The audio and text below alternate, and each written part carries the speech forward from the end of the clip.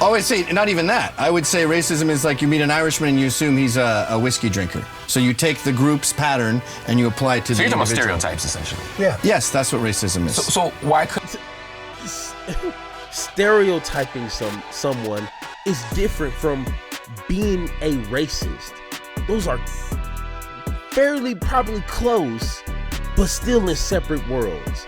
Like, everyone has, stereotypes of what they think of other cultural people or other, ethnic groups. But that's a whole different world than being a racist towards an entire group. All right, so when I clicked on this video to watch, and this is about an hour video, I was expecting a debate. I was expecting Marc Lamont Hill to be in the trenches with, I guess, Roger Stone and Mr. Gavin here. I thought this was going to be a challenge. You know what I'm saying? Because usually when people ask Marc Lamont Hill to debate, they usually got something for him, hopefully, normally. It may not be a good argument, but at least they got something. But this conversation here was not a debate. This was not Marc Lamont Hill destroying Roger Stone and Gavin. No, this was Marc Lamont Hill putting kids on his lap and teaching them the ways of how the world works. And they're gonna ask stupid questions or rebuttals like a 5-year-old would. And Marc, you can tell in a look at his face, like, really? Okay, I'm just gonna have to explain to you how the world works. And you can see in their faces, like, oh, you're right. And you're gonna see that constantly throughout this video, which, we're not gonna watch the entire debate. If you guys want to watch this, I'll show you where you can watch the entire of the conversation. It's not even a debate, but I'm gonna pick out two moments throughout this debate here where it's like this was beneath Mr. Hill. Like, I've seen him challenged before. This right here was a walk in the park. This was nothing right here. So let's go ahead, without further ado, let's go ahead and take a watch here. My first point here is at 6 minutes, so let's take a watch. And once again, if you guys want to watch the entire thing, this is the channel right here. Once again, this is his actual channel, this guy here. So if you want to give him a view, go for it. That part of the world, I think. What's Egyptian? Do an Egyptian accent. They're not the same part of the world. I know, but it's the same. You do an Egyptian accent. No. You smell like a goat. First of all, the whole thing is a fraud. The idea that the attack on our consulate in Benghazi was caused by a video that was shown one time in Turkey, which, by the way, like 1% of the people there have the internet, is absurd. So she was looking for an excuse. Yes. And she just picked this poor guy, and they incarcerated him really for nothing. But the thing that shocked me the most about it was people see prison. I don't know. When prison comes up as a subject, people go, "See ya, wouldn't want to be ya." Yeah, prison is a very interesting thing. Part of it, I think, is the logic of incarceration. We live in a world that says that justice equals punishment, and punishment equals confinement. So our answer to a lot of our social problems ultimately becomes captivity. And there are other ways to imagine fixing the world other than that. And then I think the other part of it is we assume that people who are in jail are bad people. Right. Not necessarily people who made a bad choice, but are actually bad people, which makes it easy to dispose of them. Yeah, if you were to say to somebody, hey, you smoke, this guy smokes crack, you'd say, oh, people who smoke crack are bad people. So you put bad people in jail. Cocaine, you can romanticize that your lawyer or your accountant or your agent might be snorting coke on on his desk in his office, or some kid at some Ivy League school is doing coke on Friday night and they're partying and having a good time. But if I tell you they're doing crack, it's a whole different worldview. I mean, Bernie Sanders had a surrogate, Killer Mike. If he was crackhead Mike, no one would have allowed him on the stage. But it's Killer Mike, it's totally fine, right? So we construct people as bad people. So then when I tell you, oh, we're going to lock all the people up in the 80s and 90s for using crack, it totally makes sense. And like you said, we don't care anymore. They become forgettable. We got to change that. Well, I also think people assume the guy's guilty. Like if I heard, if someone's a pedophile and the evidence is there. Good, throw them in the wood chipper. I don't care what you do to that person. But I want to know that you have the right guy. And no one questions. I don't think people understand that innocent people are in jail. And innocent people are getting persecuted. This is why I think the war on drugs, first of all, everybody knows I'm a fan of Richard Nixon. It's his single biggest mistake. It has been one... that was okay. Yeah, absolutely. A big, ignominious, racist, financial, social failure. It hasn't worked. But until recently, the harsh mandatory penalties for the first-time possession, a nonviolent crime of small amounts of rock cocaine, far harsher than possession of powdered cocaine. Point, yeah. Why? Targeting poor people, targeting black people. This has been a failure. And who turbocharges it? Bill Clinton in the 1994 crime bill, which Joe Biden actually writes most of, and he goes around calling the Biden bill. This has been a mistake. It's been a total failure. Ruin lives, ruin families, rehabilitate no one, cost the taxpayers millions, and turn people who are nonviolent into criminals by incarcerating them forever. Single biggest mistake, turbocharged by the Clintons. And it hasn't got rid of drugs. Drugs are cheaper, easier, getting stronger than ever. And drug crimes are drug use is up, drug crimes are up. A week ago, a couple of days ago actually, Biden is arguing with a woman in New Hampshire for 40 minutes saying, no, the war on drugs has been a great success. On what measure? Right, and for whom? By what measure? It hasn't been a success for anyone. It's impossible to win. It's like the war on guns. If you got rid of all drugs tomorrow, magically, how long before drugs start coming back in? Yeah, Isn't it the same story with guns? I don't know if I would call it the war on guns in the same way we talk about it as the war on drugs. But I will say that in either case, we need common sense policies that, one, serve to protect society, enhance our collective safety, but don't violate people's human and civil rights. I mean, I think we have to think about all of those things. So handguns for all. Making drugs illegal with reasonable controls. Making drugs illegal has not in any way crimped the availability of drugs.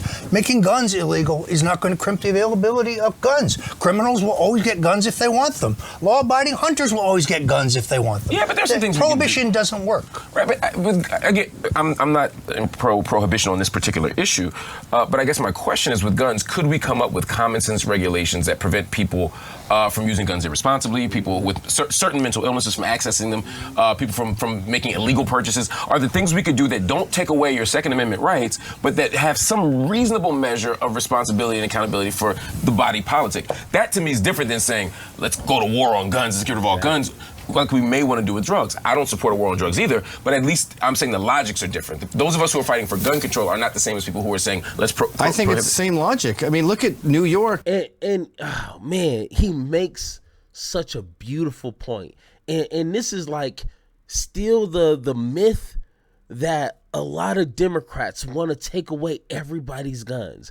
Democrats just want to go into your homes and take all your firearms. And people still believe that in 2025. That was something that was echoed when I was a kid, back in the 90s. You see what I'm saying? And people in 2025 still think Democrats are trying to take everybody's guns. It's like, what policies have you seen from Democrats to support that statement? But you can still have regulations that are common sense to try to mitigate. It's not going to be a 100%, fail-proof against, like crimes that are used with guns or mass shootings. But that doesn't mean you don't try. It's simple regulations. I covered that plenty of times on this channel. It is simple that other countries have adopted, and they have more guns per capita in their country than we do. You see what I'm saying? So it's nothing to take away guns. It's just to hopefully prevent guns from being into the wrong hands, if possible. Common sense. Chicago, everywhere there's gun violence, there's the strictest gun rules in the country. I think that's right. They just get circumvented. So they look good on paper, but nobody obeys them. So then what's the harm of that?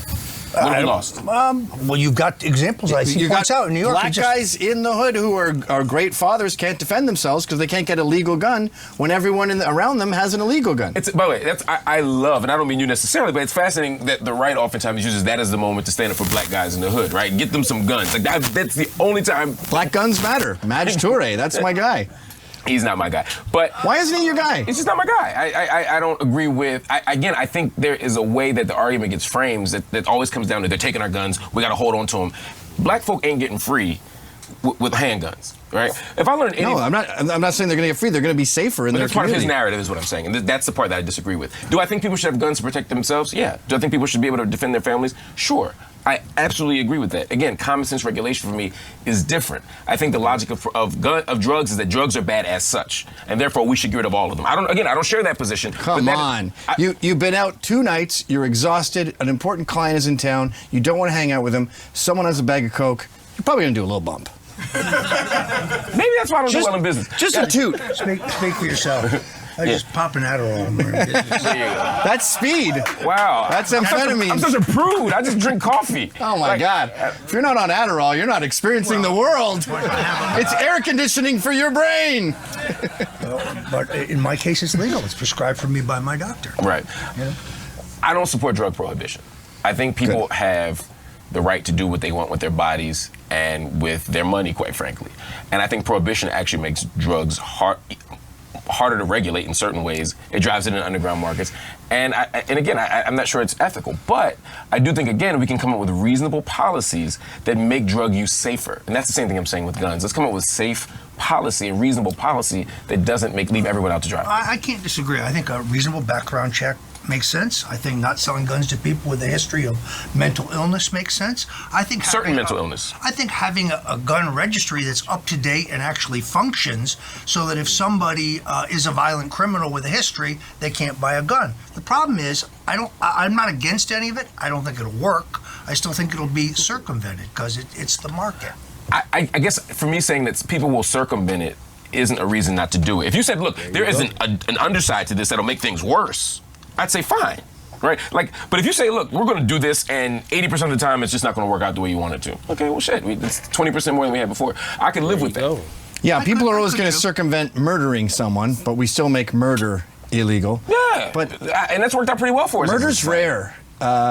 Drugs and guns are not rare. Right, but the difference Maybe is they're not bad. But we could universally agree that murder is something we shouldn't do. Not Yes. killing, but murder, Yep. right? We don't universally agree that smoking crack is bad, or that doing heroin is bad, or crystal meth, or whatever you guys, whoever woohooed the. Yeah. Crystal meth? Yeah. That's a little rich. You're up for 3 days. The thing I want to get to. And that right there, I think, is another perfect example. Once again, you'll hear a lot of people, and if you notice, which I might need you to rewind and watch it, they weren't even for regulations. They're like, it's not going to work. You can't regulate it because people are still going to find ways to get X, Y, and Z. And Marc Lamont Hill did not fold on his position. He continued to explain as simple as possible, and now they're like, I mean, yeah, sure, that makes sense. Now they're, I guess regulating, if it will do 20% some good throughout the country, that's still a plus. But to not do anything is even worse. So once again, I just love how Marc didn't just say, okay, you don't agree with me, so what? He continued to educate and teach them. And now, will they stand by, their position now? Maybe not, because if you're part of the Republican Party, you have to agree with the broad senses of what they believe in, and that's no regulations, and that's it. But I just love how he's just taking his time with these idiots, like, hey, let me teach you something if you got the ears to hear. Beautiful. All right, let's go to our next point here, which is at 33:22. Possible. I mean, you said you believe in God. There's certainly things That's religion, that's faith. Well, absolutely, right? But politics should be like science. Science said you need light to have life, and that was just a fact for decades. And then they found organisms living within rocks, and the scientists went, the whole light thing is done. Right. We're erasing it, and now you can have life in darkness. People in politics don't do that anymore. They just go, this is the way it is. Trump's a racist. Trump's a Nazi. Oh, really? His best friend's black. Some racists have best friends that are black, and they just keep plowing through that. Do you think that's impossible? Just as an example. Yes, I do think that's impossible. Yeah, I think that's where we disagree. Oh, good. Finally. I think, well, I mean, you and I have disagreed throughout the day. You were hanging on to one gender. I do think there's only one gender. Yeah. Women are deformed men whose penises are disgusting and inside out. So, I mean, I think that racism, just as an example, I mean, it depends on how are you defining racism? Maybe that's a question I should ask you. Racism is... Before they answer, I think that is an important thing to ask when you're having these kind of conversations. And I find myself, in the past, as I'm, kind of remembering, not doing that. So when you're having these conversations about is Trump racist or not, you're going to be going back and forth with whoever you're talking about. What racism or racist means to me might mean something different to you. And as you hear Mr. Gavin's answer on what he perceives, which is weird, I don't really think he thinks this is what a racist means, but it's weird.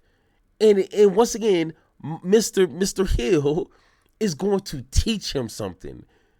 And once you guys are on the same page with, definitions, then you can have a real honest conversation and maybe get to a consensus of whatever you're talking about. But I just love how you said, hey, what does a racist look like to you? Example, I mean, it depends on how are you defining racism? Maybe that's a question I should ask you. Racism is when you meet a person of color and you assume that they have traits that are you've noticed as a pattern with that group. Right. So you meet an Irishman and you a belief assume in the he's a inherent drunk. superiority of one group over another. Can we? Oh, I'd say not even that. I would say racism is like you meet an Irishman and you assume he's a whiskey drinker. So you take the group's pattern and you apply it to the So you're talking individual. about stereotypes, essentially. Yeah. Yes, that's what racism is. So why could Stereotyping someone is different from being a racist. Those are fairly probably close, but still in separate worlds. Like everyone has, stereotypes of what they think of other cultural people or other, ethnic groups. But that's a whole different world than being a racist towards an entire group. That's a totally different book that we're talking about. So once again, I don't know if he really believes that and he was just trying to, be weird, or if he does really believe that, then I'm glad Mr. Marc is here to teach him something. couldn't you marry an Irish person and still believe that Irish people all drink? That's a good one. Look at our immigrant. Look at the ban we've had on people from certain countries. Somalia. That's the fact. Don't they tend to be Muslim countries? And what's the belief about people from Muslim countries? What's the belief? Isn't there more of a predilection for terrorism amongst Islam? No, this is what I'm saying. I'd say no. What? What's the basis of it?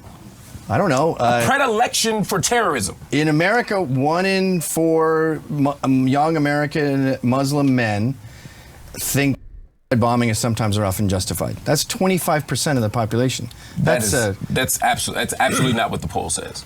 Absolutely what the poll says. Pew Research I've read poll. the Pew poll many times. 1 in 4. And to be honest, when I first watched this 3 days ago, I was trying to find whatever poll he's looking for. Because that's a very interesting poll. Like who were they questioning? What was the poll of people that they questioned? That 1 out of every 4, which Marc just said, the majority of Muslims in America are African American. So you're telling me African American men believe that a bombing is justifiable? Like I couldn't find that poll, but hey, I guess I just didn't look good enough. Absolutely what the poll says. Pew Research I've read poll. the Pew poll many times. 1 in 4 thinks bombing is sometimes or often justified. 18 to 25 American Muslim males. That's a pretty high percentage. You know for the a bulk demographic. of American Muslim males are African American, right? Okay. So what I'm saying is much of your day has nothing to do with immigration. But I'm also disagreeing with your reading of the Pew poll. But my bigger point is that if we're talking about if we're talking about immigration, we're saying that Muslims are more likely to commit terrorism. And therefore, anyone from a Muslim country, except the ones we like, because suddenly Saudi Arabia wasn't banned. Right, Egypt exactly. wasn't banned. Is Saudi Arabia? I mean, if we were going to make a case, if we were going to make a stereotypical case about terrorism, ISIS comes from where? Oh, believe me, I want Saudi Arabia turned to glass. The Muslim Brotherhood comes from where? What country? Egypt. Egypt, yes. Yeah, right? So it's actually not about the predilection. It's an appeal to our deepest fears about terrorism. With a political. Hey, great point. And Trump did, I don't know when this was recorded, but Trump had issued another list of countries he wants to ban from refugees and immigrants. Once again, all Muslim countries minus other, prominent Muslim countries. Why is that? And he's about to explain, but once again, if you're just trying to ban, every Muslim country due to, fear of some sort of, terrorist attack, then you would ban all of them, right? Oh, but not the ones that you're working with behind the scenes. Got you. Okay, makes sense. Right, that's my point. Because there's no logical argument to say that I'm going to ban someone from Somalia, but not Egypt on the basis of terrorism. Totally valid. Right. So this isn't actually about that. This is about playing to people's deepest fears. No, but this is a problem with the left where they get anecdotal evidence and they don't understand general patterns. You can notice a pattern and you can also not apply it to the individual. We're talking about terrorism as such. Terrorism and domestic terrorism is carried out by white men who are Christian in America. Some. I'm not saying all of them. I'm saying in terms of, I'm talking about. I guess I take a different view, which is pretty simple. Oh, hey, I love how they didn't want to wrestle with that fact. Oh, yeah, some. But let me just try to, move the goalpost and try to just throw something random out there. Once again, Marc, he isn't doing too much. He's not being overly aggressive, but he's teaching them something with authority. And they have nothing in rebuttal except for, some funny jokes that they insert there. I would end all immigration until everybody here had a full belly, had a job, had an education. Everybody. You're saying you would not into 100% employment as best as you Finally, can do we it. In other disagree. words, I'd like to see us end hunger in America. I like everybody who wants a job to be able to find a job in America. I think everybody who wants to go to school should have an opportunity to go to school. I'd rather see us use our limited resources to serve all of our citizens first. Yeah. Then I'd start talking about immigration. Here's the problem with letting no one in. Letting no one in assumes that we are in our corner minding our own business, taking care of our own while the world's on fire. And as unfortunate as the world is that it's on fire, that's not our problem because we got our own fires here. I would accept that as an argument. Even if I disagreed, I could accept that, right? Except that's not what's happening. Mm-hmm. We are over here looking at the fire, throwing into the fire, and the fire's getting bigger, and then we're in our corner. You're absolutely right about that. So we can't have it both ways. Which is why I was against the war in Afghanistan. Hey, once again, bars, bro. Like you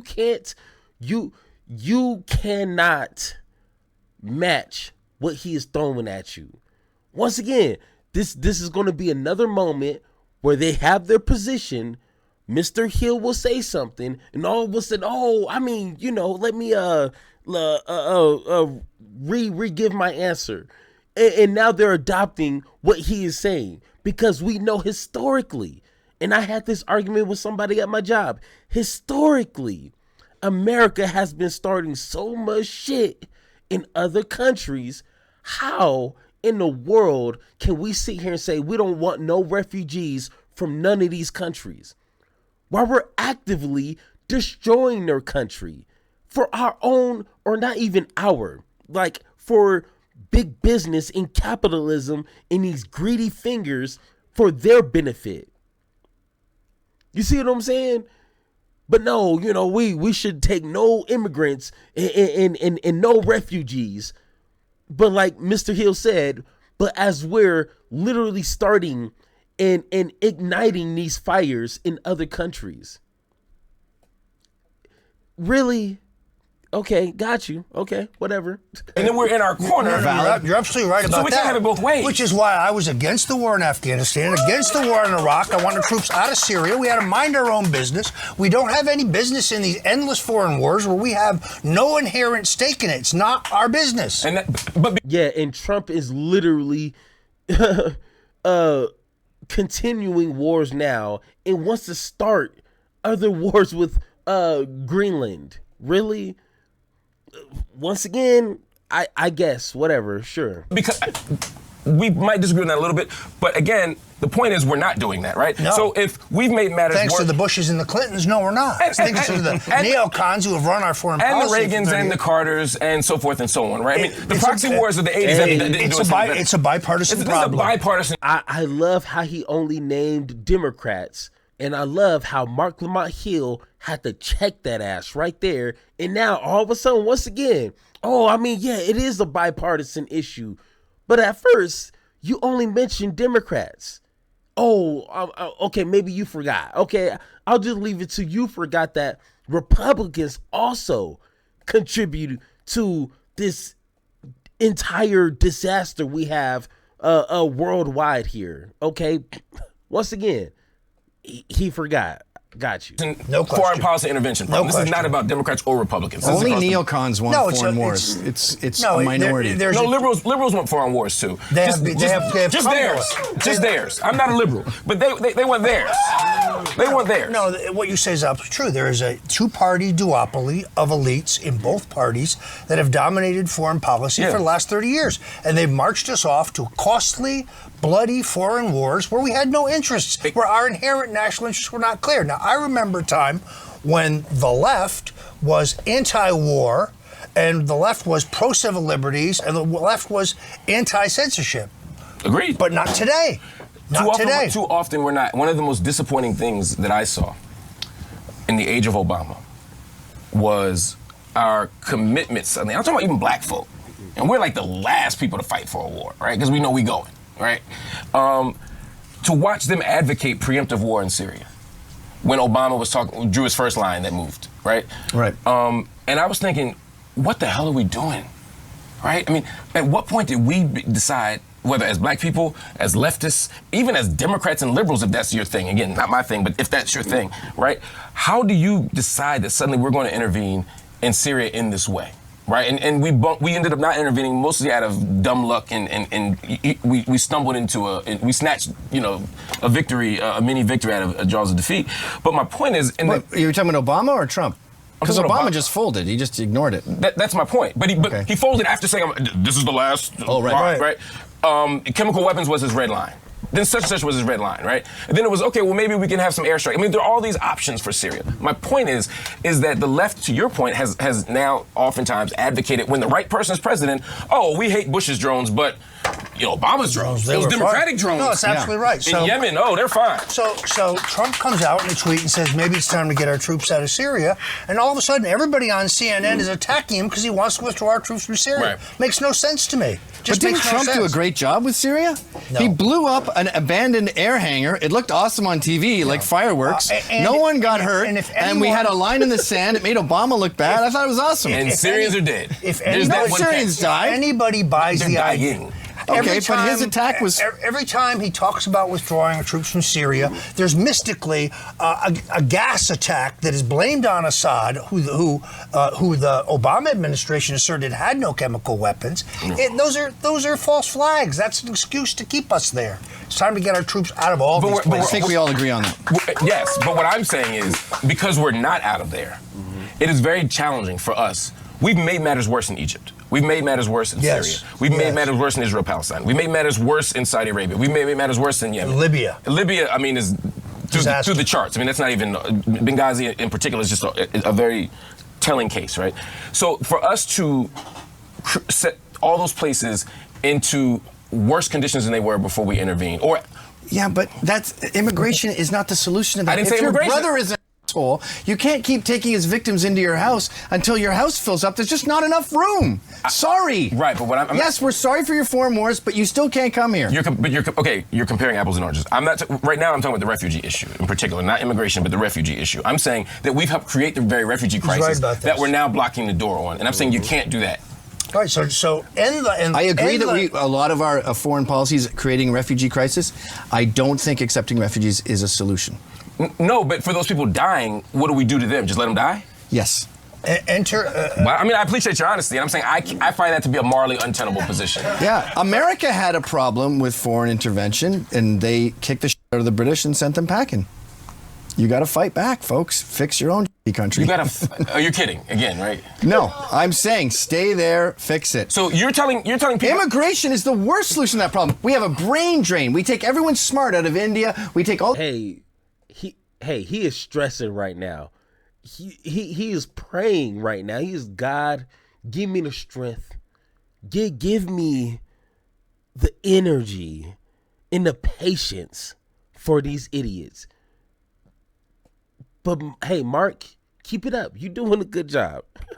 Immigration is the worst solution to that problem. We have a brain drain. We take everyone smart out of India. We take all these smart people out of the country. We take refugees from war-torn. We take soldiers out of war-torn countries. We just drain the rest of the country and leave the countries way worse off. Right, but what I'm saying is, if you're in Yemen right now, it's very challenging for me to tell Houthis, for example, like, yo, y'all need to really fight back. When Saudi is funding this war, and we're supporting Saudi. That war sucks. What do you want me to do? We're creating it. I understand, but we can't take you here. We got no room. We're going to put 3 there. Where are they going to go? Arizona? Sure. Okay, give me a number. Send them to Vermont. Give me a number. How many can we take? We take more than all the countries. How many immigrants can we handle a year? You keep conflating immigrants and refugees, and I don't understand why. Okay, how many refugees can we take? That's a good question.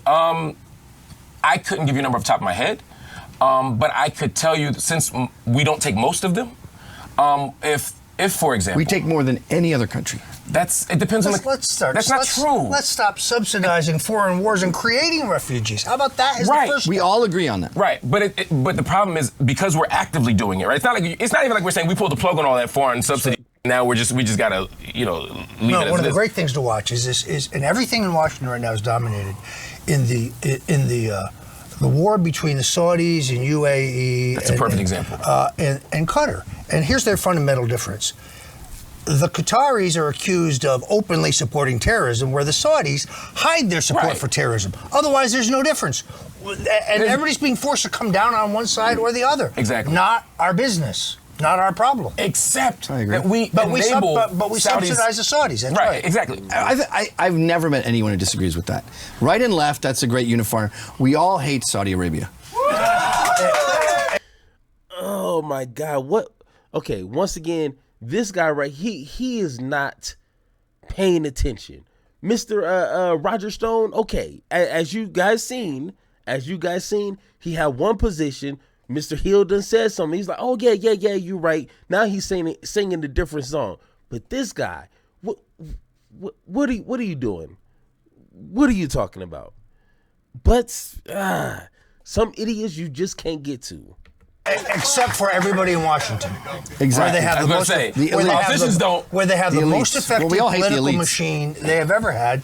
They can even kill a journalist at the Washington Post, and there's no consequences for that. Because Trump doesn't give, and quite frankly, most people don't give, and we have to change that. But if we're supporting Saudi and Saudi's supporting this ugly human rights crisis in Yemen, for example, then we're responsible for it. And what I'm saying is, if you want to say, let's stop supporting Saudi and let's stop letting Yemenis in, sure. Great. But that's not what's happening. I'm saying as long as this thing's happening, we have to have some accountability. Now, in terms of raw numbers, and you say we take in more refugees, it depends on what we're talking about. For example, if you're talking about Syria, Lebanon and Jordan take in a ton of Syrian refugees, more than we do. You know who else takes in a lot of refugees? Pakistan, excuse me. Lots of refugees are coming from different places. Qatar. Man, that would suck. You're a refugee, and you finally get to a new country, and it's Lahore. Yeah. Well, unless you're in Aleppo. Right. I don't know. It could be a step up. Lahore's like 5% better than Aleppo. Well, when you're not getting gassed and not having chemical weapons used against Muslims you? get killed in Pakistan on a monthly basis is shocking. Dude, look, I get you. I mean, people get killed lots of places.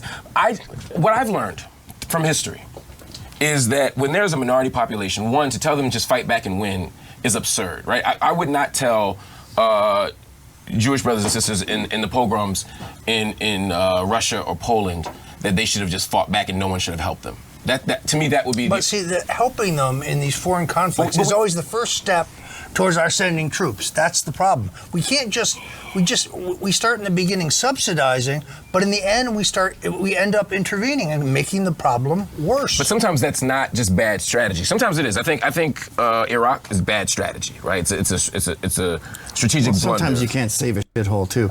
Can we agree we're all isolationists then, in that sense? No, we're non-interventionists. There's a difference. There are certainly places where we have an inherent national interest, but they're rare. I'm anti-imperialist. We seem to like rush in no matter what. Well, but not no matter what, because again, Boko Haram has been kicking ass in Nigeria for 5 years, and we don't give a because we have no political or strategic interest there. But I guarantee you, if that same thing happened in Jordan, for example, we'd have a different response because of our strategic interest in the Levant. It matters where the crisis happens. We cared about Kosovars. We didn't care about Sudans. we gotta pick and choose. I mean, that's what I was saying with immigration. You have to pick and choose, unfortunately. Right, but I'm saying let's pick and choose based on humanitarian and humanistic values. Okay, so white South Africans, I get what you're saying. You're saying we should go humanitarian. White South African farmers are getting slaughtered. If we're going to take refugees, we should take white South Africans because they're getting murdered and boiled alive. Sure. Great. Okay. So we agree on that. Yeah. The idea that we are going to ignore the most vulnerable because it's not profitable, for me, is what is horrific.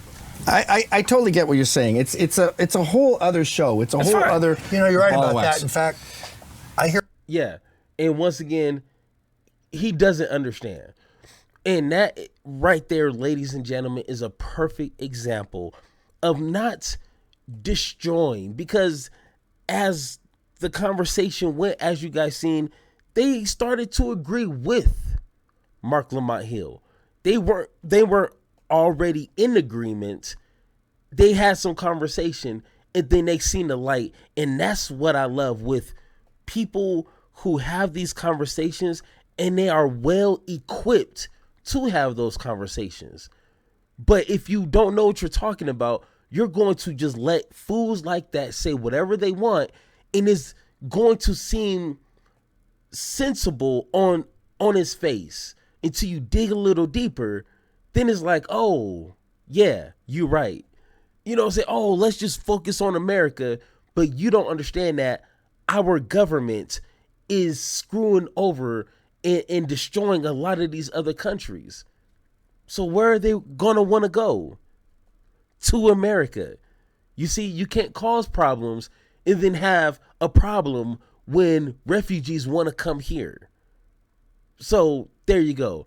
But once again, if you guys agree or disagree with anything I said in this video, let me know in the comments down below, or hit that blue sky link in the description down below so we can have that one-on-one talk.